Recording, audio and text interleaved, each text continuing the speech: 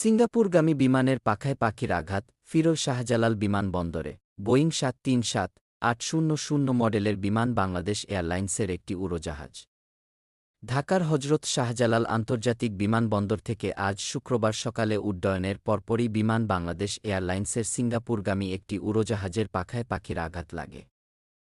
এ ঘটনার পর উড়োজাহাজটি গন্তব্যে না গিয়ে শাহজালাল আন্তর্জাতিক বিমানবন্দরে ফিরে আসে, নিরাপদে অবতরণ করে।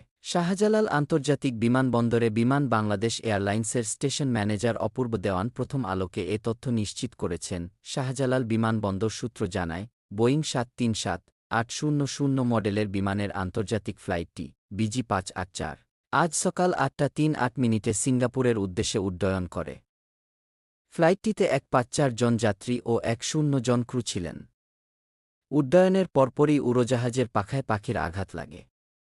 প্রায় 2500 ফুট উচ্চতায় থাকাকালে ক্যাপ্টেন উড়োজাহাজটির পাখায় পাখির আঘাত লাগার কথা জানিয়ে বিমানবন্দরে ফিরে আসার সিদ্ধান্ত নেন। সকাল 8টা 5-9 উড়োজাহাজটি নিরাপদে বিমানবন্দরে অবতরণ করে। অবতরণের পর বিমানবন্দরের বে-1-4 নম্বরে উড়োজাহাজটি পার্ক করা হয়। অপূর্ব দেওয়ান প্রথম আলোকে বলেন, উড্ডয়নের পর উড়োজাহাজের পাখায় পাখির আঘাত লাগে, তবে এতে কোনো ক্ষয়ক্ষতি হয়নি।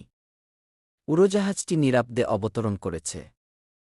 সব যাত্রী ও ক্রু নিরাপদ, সুস্থ আছেন। ফ্লাইটটির BG584 যাত্রীদের আরেকটি উড়োজাহাজে সিঙ্গাপুরে পাঠানো হচ্ছে বলে জানান অপূর্ব দেওয়ান।